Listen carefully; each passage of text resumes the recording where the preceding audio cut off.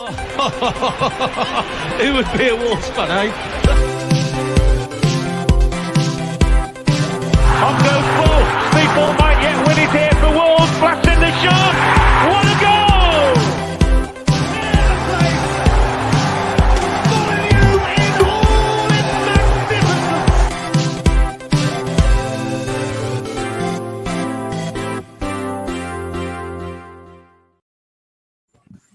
Life better when Wolves win, ladies and gentlemen. Welcome to today's episode of the Wolves Fancast. Joining me today are Blake and Andy.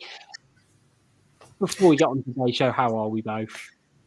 Yeah, I think we're doing all right. I actually got to go up to Southampton, so that was a nice little change in scenery. And I've been doing quite well. Been working with the university, so that's been nice. And just making a go of it. Fantastic. Andy, I can't remember last time me and you did two, review shows back to back. I'm glad we've not talking about defeat. Yeah, very true. I mean, it's been a long time coming, hasn't it? I think to get something on the board, and now finally we've got two wins to discuss. Doing all right at the minute. I think it could be worse, just a little bit hot and cold, didn't we? Yeah, just a tad inconsistent, but I think we'll come on to that in a little bit now that we've had a decent amount of games under our belt. But let's pull it back to Sunday, and more importantly to 1 o'clock when the team news was announced. And I think we all kind of assumed there'd be some changes with Bruno Lage's press conference and saying, no one's undroppable and things like that. And I kind of very much thought it was geared towards Jimenez in some of it. And I think, I could understand some of it. I couldn't understand other bits with Neves. Andy, what was your initial reaction to a team lineup? Because I know in Fancast we were a bit there was a bit of a split in a way, wasn't there?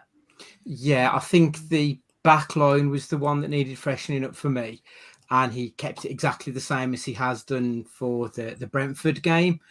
So I think that was the most surprising thing personally. I wouldn't have been massively disappointed if it had have rested Jimenez, just because it looks like he maybe needs a bit of a break, but at the same time you want him to get the minutes under his belt. So I can see the theory there. With Neves, though, Neves was terrible against Tottenham. Misplaced every pass, whether it was 5 yards or 50 yards. There was no mojo to him at all. So I sort of understood why he took him out. And I did think that Dendoncker did well against Spurs. So I understand why he's given him the nod ahead of him at that point. Yeah. Blake, Hwang and Podence came in. I think both did the business when they've appeared this season, particularly in the cup games with Podence and Hwang. Obviously scored against Watford and was probably our brightest spark against Brentford. Were you sort of... I'm trying to think the best way to describe it. How were you feeling, particularly with Traore dropped, because he's been such a divisive player, but in certain regards? How did you kind of see it when the team news was announced? Yeah, I wasn't too bothered by it. I went up with Stu, and he was really quite flustered about it. But for me, I thought the drops made sense, and I thought who we brought on made sense. Granted, I think Trincao needs a bit more time in the Premier League before we can really truly evaluate him. But he's been okay. He's just been sort of mediocre. So I certainly don't blame Bruno for that. And then with Traore, it's a tough one, isn't it? Because I think Traore does a lot on the ball outside of assisting and goal scoring that really helps the team. But at the same time, when we're not getting balls in the back of the net, something has to change. So to me, it made complete sense that we would drop Adama and just try something else. And obviously in the end, it kind of worked, but we got the 3 points. So. Well, yeah, to be honest, it's one of those where I think the decision was justified, particularly probably around Jimenez. I'm almost having to hold back from talking about Jimenez for a couple of minutes, just because there's some other bits before the goal. I think my initial reaction with the team lineup and also looking at Southampton's was how very mid-table it was. And that surprised me, and in a way that I looked at it and thought, particularly with our defenders as well, that we just didn't seem almost as strong on paper in a way as we had done in previous years. But then I looked at Southampton's lineup, who, I think a year ago they were a bit of a media darling and seem to have got a lot of good PR, but have now only won 4 games in 2021. And when I saw their lineup, I thought, you know what, if our forward players turn this on, we're going to win here. So yeah, for me, it kind of struck me that Wolves are in this position with so many other teams, that if we can find goals, we'll be in the top half of the league. If we don't, we'll finish between 12th and 15th. And it's just this fluctuation that we're going to have, depending on how effective we are in front of goal. Because I think everyone, to be honest, from about 9th downwards, are all a bit poor at the back, because you're a mid-table, lower Prem team, and it's just who's got someone who can score. I guess going on to that, it's interesting that you bring that up as well, because we've got, I mean, you look at the fixture list, and the next 8 matches are essentially all going to be mid-table fixtures. Yeah, I mean, it's a really big run-in for us, because I mean, you'd be hoping that Wolves would win at least 50% of these next 8 games. I mean, no doubt about it. And well, certainly getting 3 points at Southampton is, in my opinion, a really big deal, especially when we haven't been scoring, we haven't been getting points, it did feel mid-table.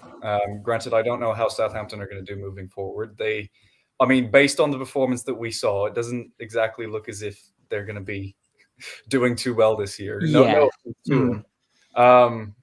but yeah, I mean, it was just sort of one of those games, which was just sort of, I don't know what the word is, but just sort of mediocre through and through. Yeah. Yeah, like it felt a bit scrappy in points. That I think I could see it from Wolves' point of view that we struggled in the final third, and that's a really common thread in a lot of teams who aren't quite good enough to push into that top 8, let's say. But you could see the same from Southampton. I did like a little bit of a scroll through some Southampton hashtags, and they said exactly the same thing, and almost the same complaints we have about Wolves that they had, which I found really interesting. And we had Semedo missing a really clear-cut chance within about 4 minutes, and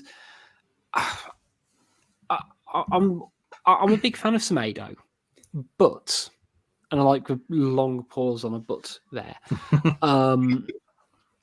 I do kind of question his ability in a way, that if we're kind of creating the space for somebody like him, he needs to be better in those situations. And I don't like to draw comparisons to Doherty because he's no longer here.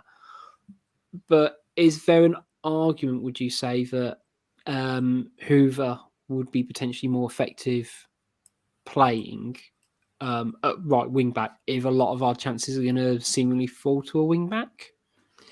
I think the difficulty is obviously when he's seen Hoover in fits and starts. And to be honest, he doesn't look any great shakes on the ball either. He looks tidy and competent, but I haven't seen anything from him to suggest that he's going to be any better than Semedo. He doesn't appear to be very good at crossing. We don't know what his shooting's like purely because we haven't seen enough of him. And really, I think that's Semedo's biggest weakness is his shooting. He's got into some really good positions that I would expect a player of his caliber to be putting away. Obviously, that's the reason why he's not still at Barcelona and he's now at Wolverhampton Wanderers, though, I think. Yeah, I'd have to agree. I mean, I just haven't seen that much from any players, to be honest, that have really looked like they're going to be goal scorers this season. So I don't necessarily know what you do to try and light that fire. I mean, thankfully, it seems like Jimenez is hopefully a little bit back to normal. Not fully, but we'll talk about that in a bit. But yeah, for me, it's difficult because I don't know where these goals are going to come from. No, and I think that the difference between Wolves, say, finishing in the top half and in the bottom half is basically on the shoulders of Raul Jimenez, it appears. And it's a big burden for a player who's had to come back from so much to, be where he is today. And it felt against Brentford when he missed that chance. He tore off the headband and, the rain could have started pouring down on him if it was a movie. And him realizing that football is life. And then, he was the bright spark on Sunday for us. He was the one who was trying to make it happen. And just for little things where, he's trying, these in-air back heel flicks that he was doing 2 years ago. And a player without confidence doesn't do that. That's it for me. A lot of people made fun of him for missing that, for mucking up the Rabona, pulling a David Dunn, as it were. And then missing the header, it's one of those things, but you could see it really got to him. But I think after seeing him play for us for so long now, we know what sort of character he is. Would you say that he is not? Yeah. He is someone who has got a lot of internal confidence and resilience. Would you say? Yeah, absolutely. He's never really shied away, has he? Even when our backs have been against the wall, he's as much people laud Cody for throwing himself in front of a ball to stop a certain goal, as we've seen. I fully expect Jimenez would be doing the exact same thing, but in a striker's position. He's very much a team player. It's all about the team. And as you say, he seems like a confident chap off the pitch, and he obviously carries that with him onto the pitch. He does have a swagger about him. Sometimes it doesn't always come off, like the fouled Rabona and whatnot, but to still have the balls to try and do that is something, really. And that's quite a special move to try and do. Yeah, he puts everything on the pitch, and he was always doing that stuff ever since he got here in the first place. So, I'm glad that he's doing it again, because if we want him to be the player that he was before the incident, then he's going to have to learn to pick these things back up. And, there's no real way to do it other than trial and effort and trial and response and all that stuff. It's like you've both said as well, the supporting cast probably aren't going to chip in with many goals. So is Jimenez or bust, isn't it? Let's be honest. Yeah. And we've had this problem for a number of years now where just people aren't picking up the baton. Podence is probably the only other player who looks like he's got some kind of goal-scoring record in him. Whether or not that will be over 5 is another story. But I think when you look in the Premier the thing League, is too, he was just completely lost at Southampton. He just did not show up. Every single pass he played was awry. It just never looked like he was on ever since kickoff. So it's just even the players that could possibly score just seem to be so inconsistent. And Podence is so tenacious that you expect him to get stuck in. Even if he's not playing well, he's usually causing problems, whether that's by breaking the rules of the game or by just getting in people's faces. But we didn't even have that with Podence this weekend, which was quite alarming off the back of having quite a break from playing for us. I fully expected him to be up for it. And he did look a step off it, I thought. Yeah, it was a real shame because he's played well when he's featured so far this season and did well in the cup against Spurs as well. But I was going to say, we've talked a little bit about Jimenez and about what he brought to the table. Let's listen to the magical moment all over again. Jimenez muscles off Benderek. Still Jimenez. Is this his moment? Wonderful goal for the Mexican. Raul Jimenez is back. There were so many beautiful things about that goal, from the quick thinking of Jose Sarr, that I think I castigated Cody. No, cascade is too strong a word. But I think one of my big criticisms of him the last 18 months is that after Jota's left, he's, no one's really looking for that ball over the top. And we've got the players who can do it. So if we've got Jose Sarr who's able to, launch a ball 70 yards downfield and stretch for play, fantastic. But just the strength to just muscle off Big Bednarak, the cut inside, and I said I mentioned about how what a confident player does. A confident player will sell the dummy like he's like he's playing FIFA on amateur mode, and just then just have the calmness to roll it in the back of the net. He didn't snatch at it when he could have done first time.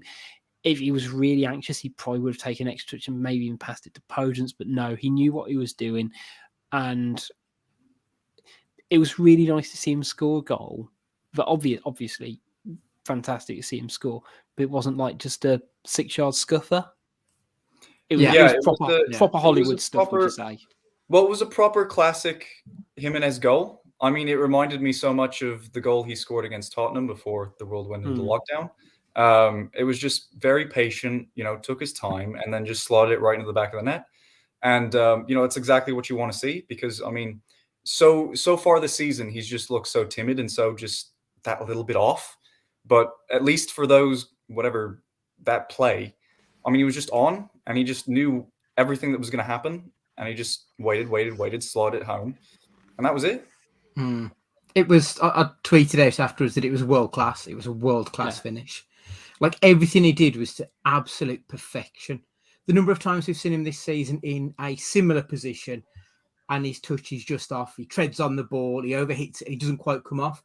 Everything he needed to do there, he did like within an inch of its life. It was perfect. And to have the balls to just roll it into the bottom corner as the keeper was coming out, it was beautiful. And the celebrations, the scenes of Podence just losing his rag when they were up with the rest of the crowd, it was wonderful to see. It was like one of those moments that football was made for.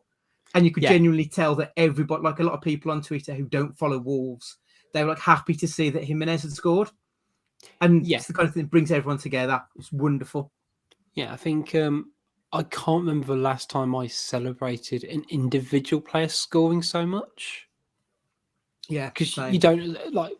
I think the last time was probably when Jack Price maybe scored for Wolves, and like that's only because he's someone who just didn't score goals. I was really struggling to think of a player who it's like we don't because you don't celebrate an individual scoring. We just celebrate Wolves scoring. To be fair, Cody's goal against Huddersfield, that penalty, I think that was one of those moments. Yeah, that was when we had won.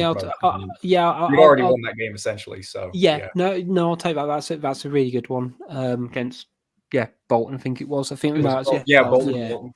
Yeah, no, I think that. That's a really good example of it. But it doesn't. It happens so rarely, doesn't it? That we just can't just overlook what an achievement sometimes scoring can be for a player. And I say the fact it was. It was box office stuff from, the main number 9. It was the difference between two teams at the end of the day that, they don't have a Danny Ings anymore who's going to get them 10, 15 goals a season. We hopefully do now. And, fingers crossed that's the real stepping board for him to push on again because he's had half chances. He's had some, but, he's not quite clicked. It felt like it all clicked for him on Sunday. And, that's really important for Wolves going forward. The thing I found really kind of cool about the goal, Andy mentions about everyone celebrating, and there's two players I want to talk about actually, was Connor Cody, who is usually, the piggyback king when it comes to goal celebrations. He didn't immediately run over to Jimenez, if you saw, which is what I thought would happen. He'd be like the third person there behind Podence or whatever. He actually ran and celebrated with Jose Sarr because of his assist. And I thought that was really kind of cool and interesting to see because actually he's a defender, he's a goalkeeper, and it's recognising with people's games. But actually, I thought both of them had really strong games, and particularly Cody's been under a lot of criticism, not least probably from quarters of the Fancast, and I think a lot of it's justified. There's some parts that probably aren't justified as well, but I think he was probably our best defender on Saturday. He did everything that was needed of him and more. Absolutely. He marshalled the defence perfectly. As you said, we've given him plenty of criticism, not just this season, and he was off it for large portions of last season as well. But he looked like Cody of old. I remember in the Brentford game, I think it was you, Rich, in the podcast afterwards, you said that he's not doing those raking balls to the fullbacks and he was trying to do that. It's almost like he listened to the podcast and heeded your advice because he was trying to be the Cody that we know he can be. And a couple of the passes went astray, and he wasn't the only one who was guilty of that by any stretch of the imagination. but he's another one who just didn't shy away. He was there trying to get us moving, trying to get us up the pitch. I thought he was excellent. It was one of his better games for a long time, to be honest. Yeah.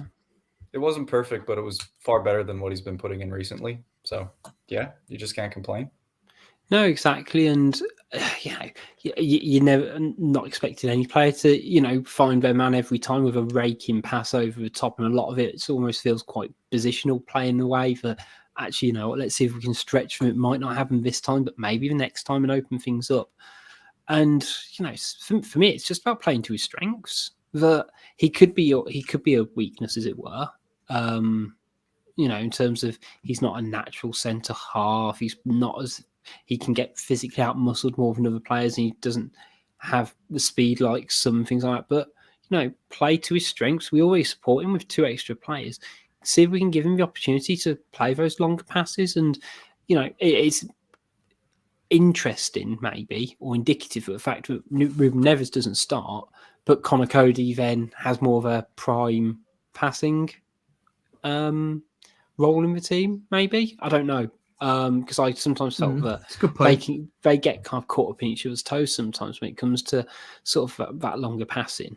So, yeah, fingers crossed again. It's an opportunity for Cody to push on as well, because he's had his critics, and we can talk about what a fantastic guy and a fantastic leader he is of the team, but at the end of the day, we need players performing and doing it to their best, and he can be a really solid player for this Wolves team. But the other player sort of mentioning that embrace was Jose Sarr, who arguably had his best game in the Wolves shirt so far.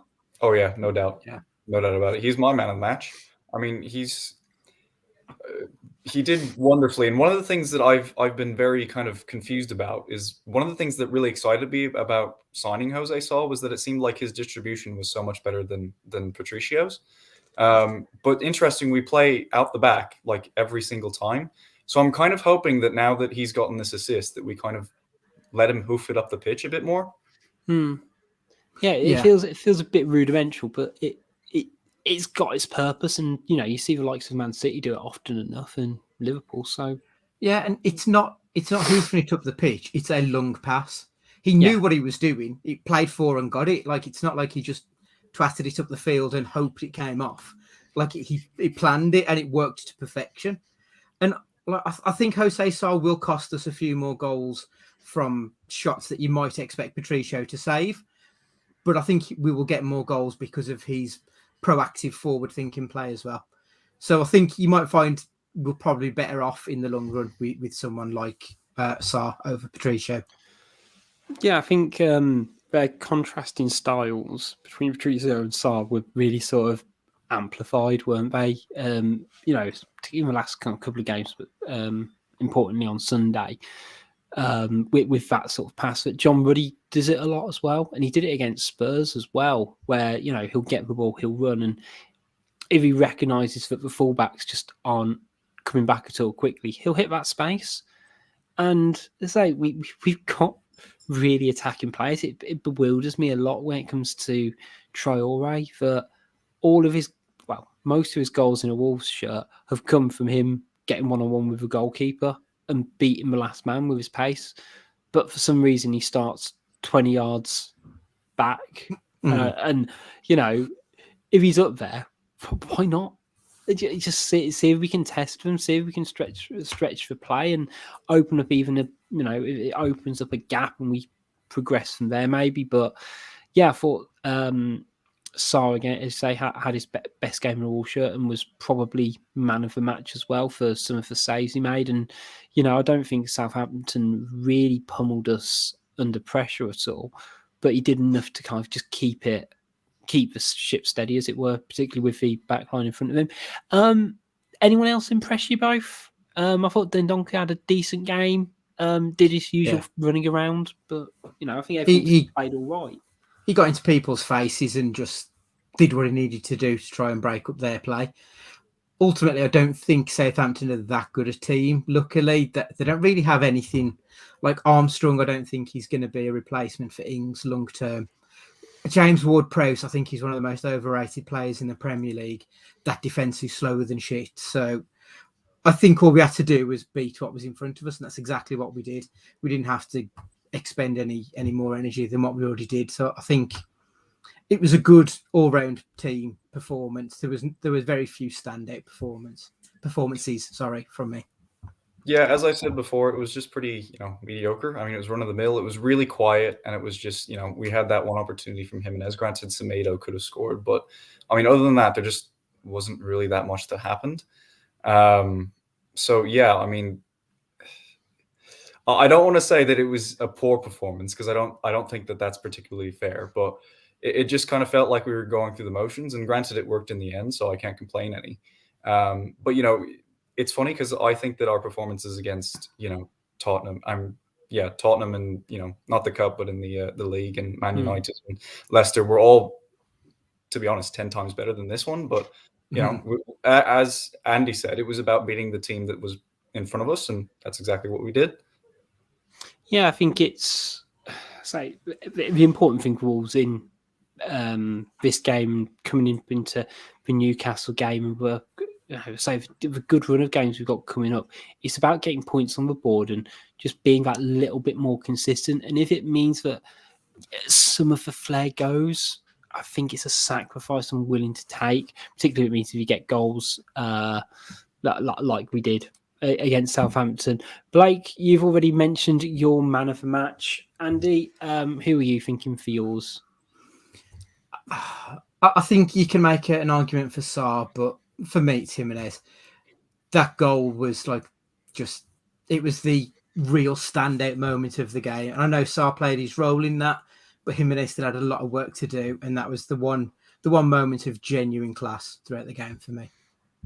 Yeah, I mean, I think it's definitely a toss-up between Sarr and Jimenez, and the amount of goals Jimenez seems to score and assist against Southampton is impressive, and I'm going to give it him just because of how much work he had to do to score. If it was, just it was a ball over the top and he ran through, I'd maybe give it Sarr. But the fact that, it involved about 3 moments of genuinely fantastic forward play, I'm going to give it Jimenez. But you know what? The best thing about this for me is it's so nice to have an option. Which for once, it's like even against Watford, it was a bit not quite sure. But that pretty much wraps up the Southampton chat. We'll be back after this to talk a little bit of news. Do a very, I was going to say, super fun quiz, trademarked. We'll see. Yeah, we'll see. We'll see how it goes. I've let them know what the theme is, and I got a muted response. We'll put it that way, guys. And we'll also be coming back with Twitter Corner. So we'll be back just after this break.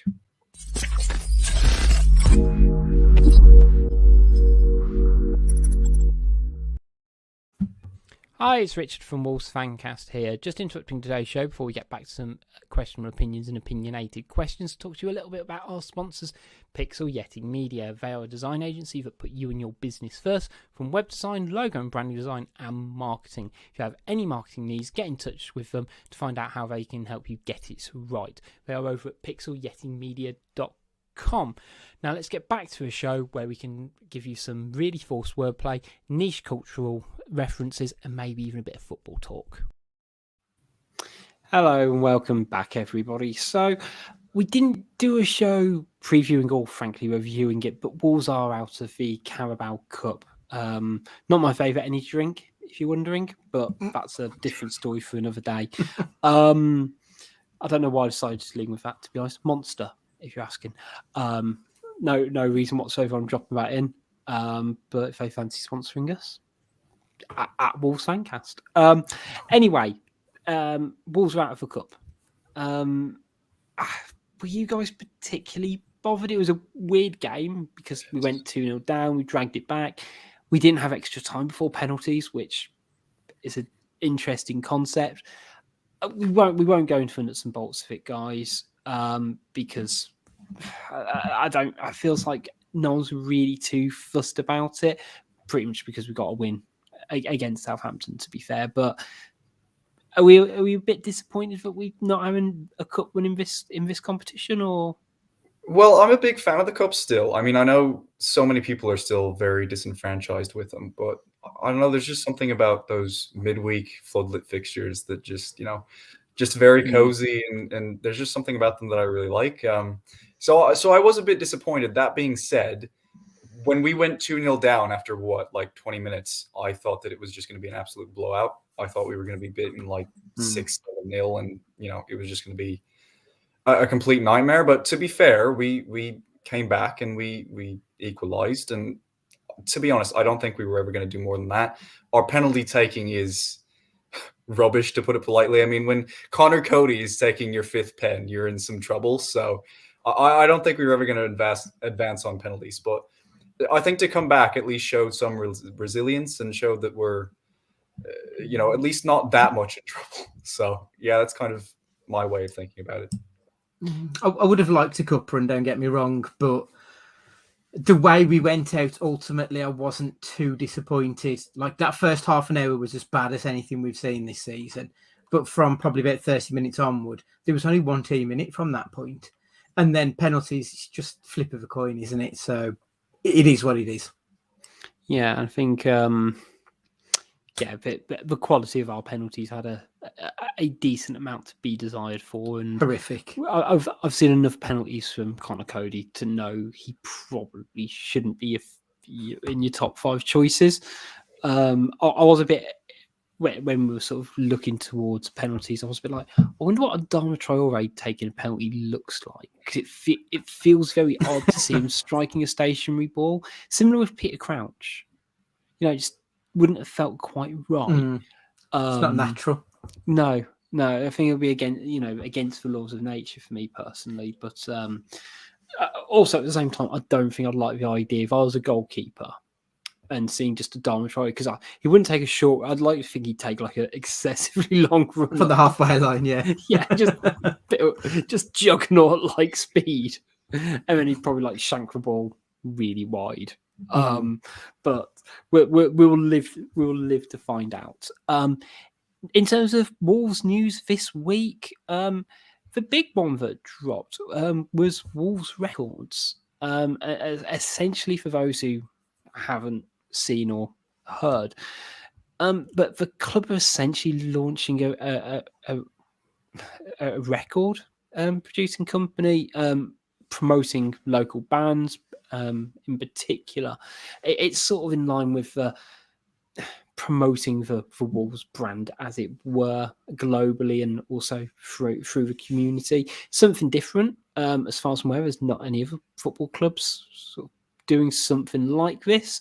The club have been under a lot of flack, rightly or wrongly, with some of the marketing and the franchising nature of what they look like they're trying to do, replicating things like the Red Bull model with Leipzig and Salzburg, and some people kind of call it corny, I guess. But yeah, I guess I want to sort of gauge your guys' thoughts on Wolves having a record company, which feels very odd to say, but also I guess sort of the philosophy of what they're trying to do in general, because you can see it expanding into other areas of culture and mainstream really, really easy. I know Fosun have produced films as well, haven't they? I'm right in thinking. I feel like I believe so. Yeah. Very. I think they might. I'm pretty sure they're like Chinese films. So there's a lot of scope if it goes right as well. Absolutely, and ultimately, if some kid on the other side of the world comes to Wolverhampton Wanderers through some song somewhere, fine, great. I mean, we've got Blake as proof that you don't necessarily need a record company to do that. But if he just gets more eyes on the brand, and as much as I hate saying the word brand when you're talking about a football club, that is where we are now. And I think that's why a lot of people have been pissy about it, because they want us to be world leaders without making the steps to be world leaders. And these are the kind of things that you need to do now and make steps in other markets. It's just the way of the world, unfortunately. I certainly understand why certain fans are frustrated about it. Like, it's not something that I particularly love. But then again, it's like, I think all of us knew that this was going to happen from day one. I mean, Fosun have been very clear about what their goals are with Wolves are going to be. And it just seemed to me, this was always going to be the kind of stuff that happened. I mean, we all saw the fashion show that happened, I think, 1 or 2 years ago. Yeah, and it's like, this is just going to be the future of Wolves if Fosun continue to be our owners. So, regardless of whether or not you like it or not, get used to it. I mean, this is just the reality of the situation. Now, it is something to take note because obviously you don't just want Wolves to become a franchise and, I don't know, move to China and play in the Super League or something ridiculous like that. But,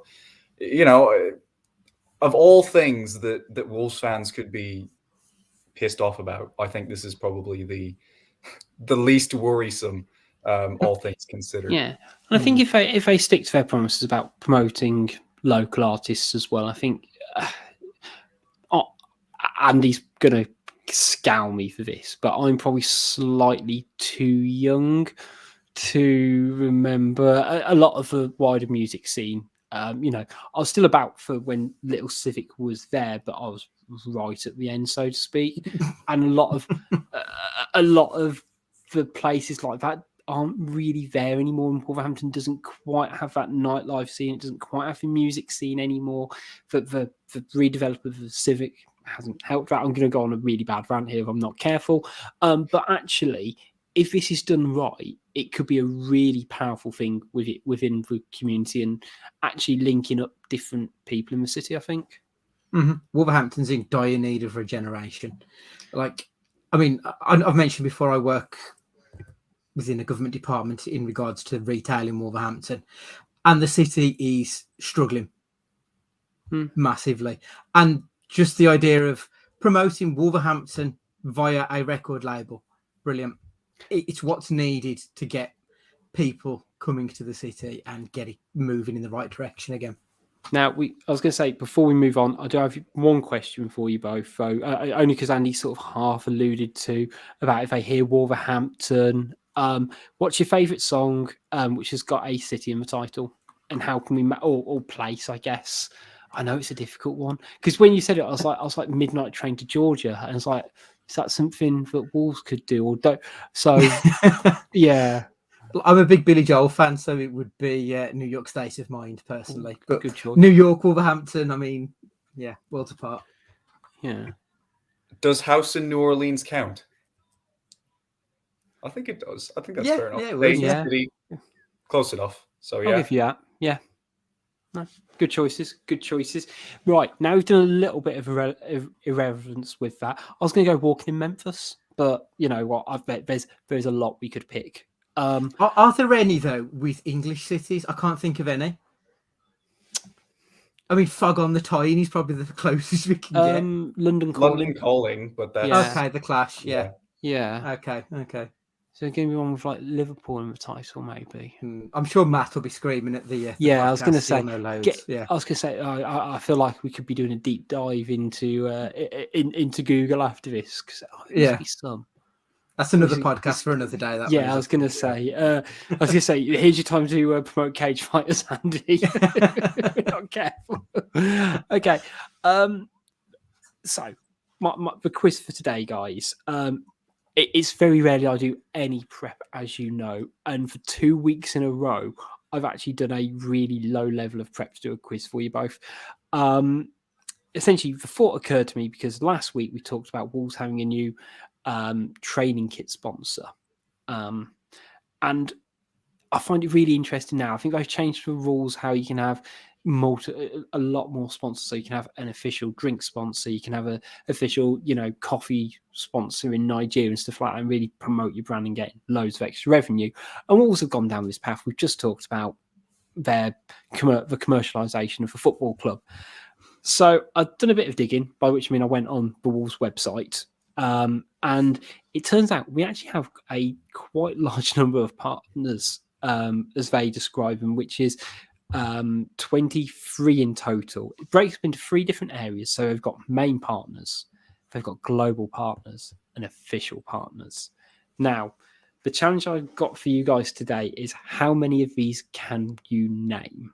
The main partners are essentially sponsors. I mean, as I've mentioned before, Blake's wearing at least 2 of them, and I've half mentioned one already.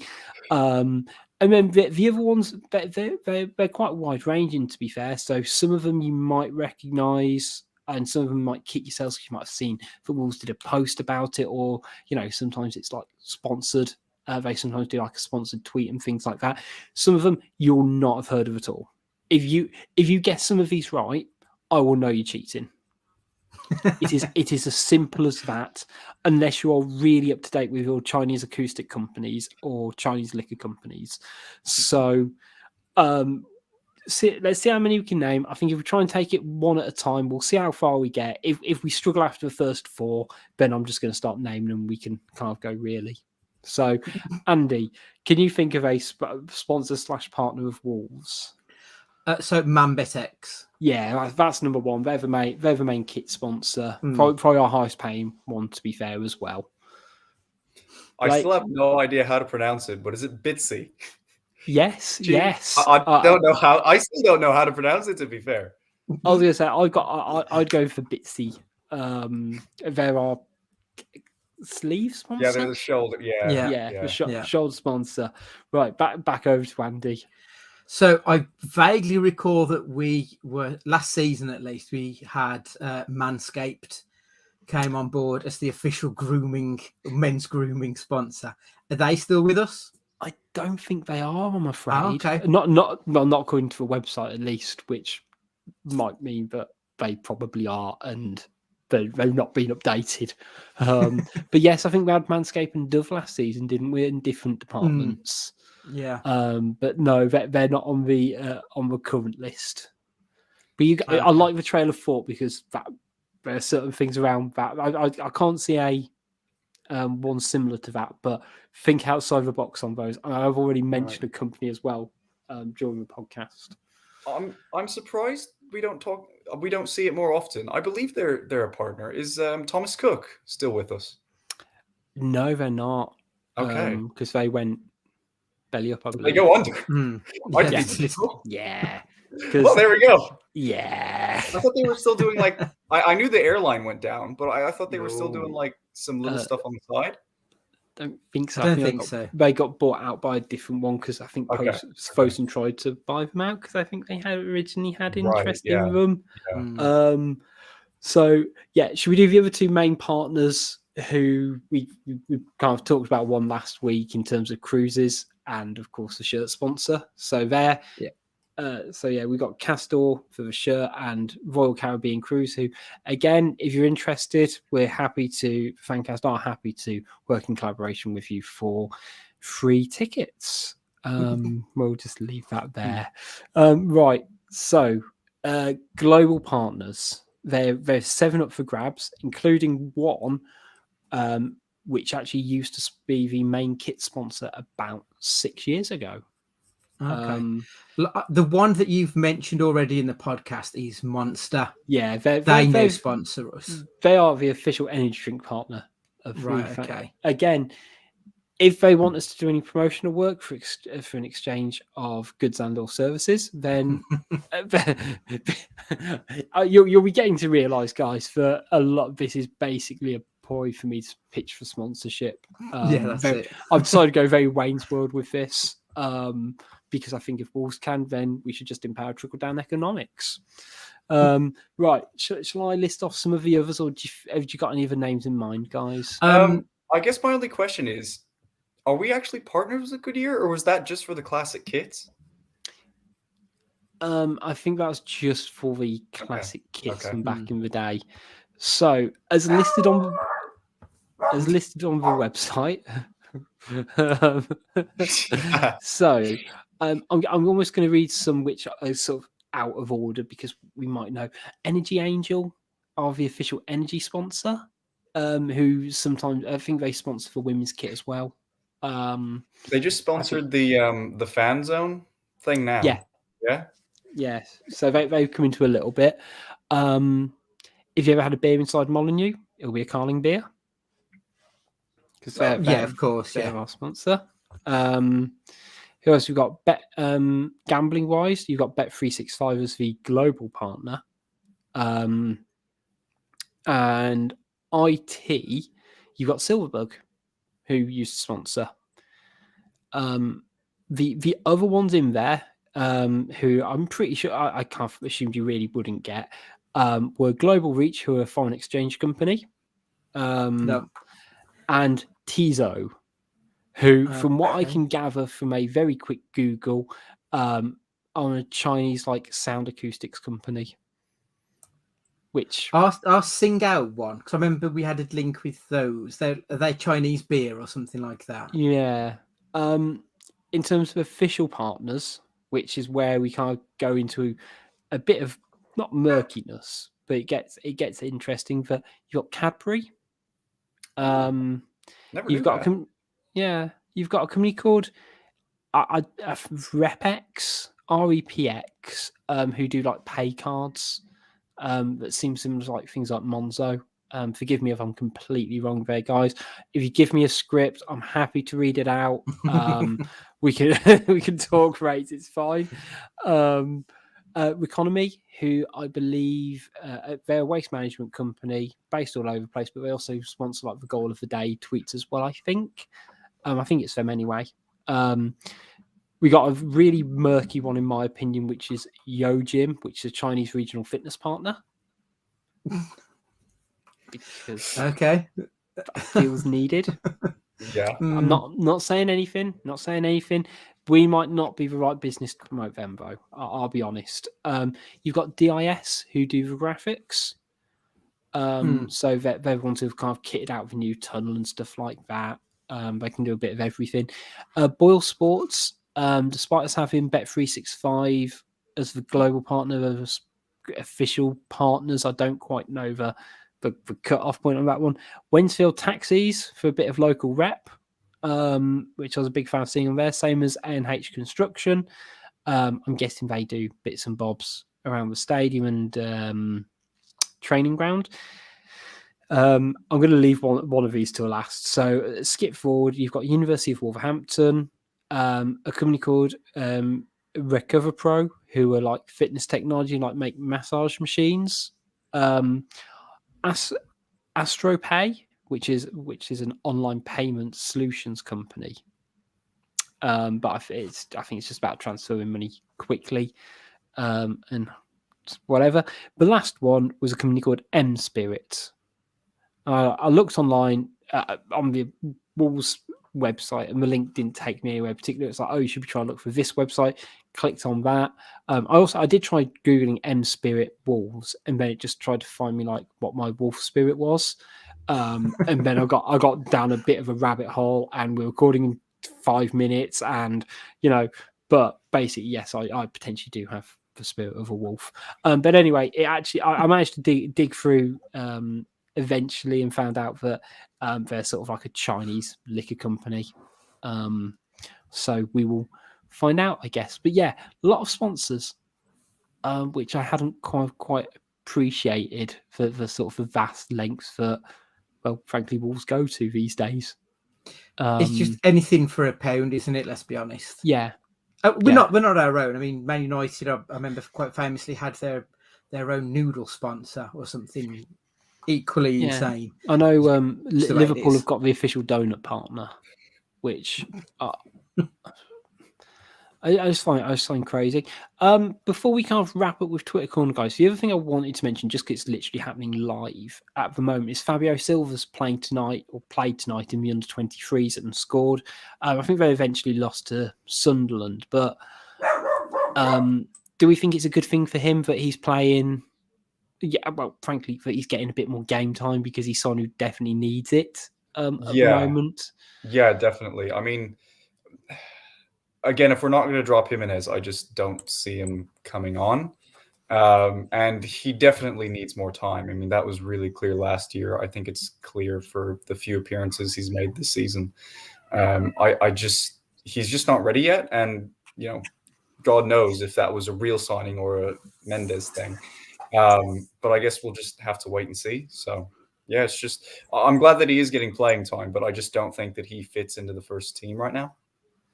No, he was really poor against Tottenham. I thought every time the ball got to him, he just didn't stick at all. Every time he got near him, the ball ended up back coming at us. So it was, if he's not going to get any game time for the first team, whilst the under-23s won't prepare him, it'll prepare him a damn sight better than just warming the bench. So it's the lesser of two evils, really, I think. Yeah, completely agree. And fingers crossed, he can play enough and score enough, and the same scoring tonight is exactly what he needed to do, isn't it? Just keep ticking over. Let's head over to Twitter corner before we finish then, guys. So thanks everyone for your questions. Big fan of actually a lot of the questions today because you've pitched it just right. For the Fancast, to be honest, there's one football question. The rest are either loosely football based or not football based at all. So thank you so much, guys. We'll start with friend of the show, Nag King Wolf 84, noting the possibility of banning overseas gambling firms on shirts. Which company would you have sponsoring us? He suggests Duracell. So I guess what company would you like to see on the front of Wolves kit? I'd want a big name, ideally, because they'd pay them more money. So someone like Samsung would be fantastic. As an American, I want to go back to Goodyear. Yeah. I mean, I just think it looks beautiful on any kit, and yeah, Doritos is good too for the gold. Yeah, I was gonna say I did feel Doritos would be a good one. There was too much mocking when we had Doritos. Yeah. Can't go back to that. Maybe I'm thinking. See, I'm going the opposite direction to Andy. Instead of going massive, go local, and maybe we have pork joint or something like that instead, of Charlie's Fish Bar. Would be great. Yeah, just have the Gifford. Maybe we have like the Throne or something like that. No, that'll be it. They'd have the Gifford sign and whatever, but all the the pre-match shots, they'd all just be sitting in the chair as their one. I like it. Yeah. Even. So that could work. Andy Smith asks, is there such thing as goalophobia, and does Semedo suffer with it? I mean, do we think it's like viral and it spreads airborne? And something William Jose is, stop me before I say something really bad about COVID, guys. Yeah, I don't know. It seems like whatever it is, it seems like a lot of our players have it at the moment. So, I mean, yeah, it's just, it is what it is. But I do see a lot of players who just cannot seem to figure out where the goal even is. So I think that's a good way of putting it, to be fair. Goalophobia is the way forward, I think. Okay, one of our own, Stu Hall, asks, have you ever eaten a cheeseburger upside down? Like, weirdly, well, I say weirdly, yes. The reason being, if you hold it the normal way, the bottom of the burger just soaks up the juices, and having a beard, you have to be really careful the way you eat certain foods. So if you have it upside down, the juices off it would just run into the bigger bun, so it makes it better. It's a beard thing. It's a beard thing. Fair enough. I don't think I ever have. Now that I actually think about it, like, I don't know why you would. I mean, other than apparently having a beard, then yeah. The other terrible thing to eat, cereal with a beard, is a fucking nightmare. Oh yeah, I never thought about that. Yeah, I've weirdly seen you eat cereal pre shows before, and it just feels like it is a dance with death every time. Awkward. Yeah. I haven't, but I will do next time. I was then thinking about how you layer it as well, and I'm assuming we're just kind of stacking bread, burger, cheese, bread, or back way, however you want to call it, and then rotating. But I'm guessing there must be people in the world who go cheese then burger. No, that's wrong. Yeah, see, that's wrong. But you put it on top, but you're about to turn over a burger and do exactly the same thing.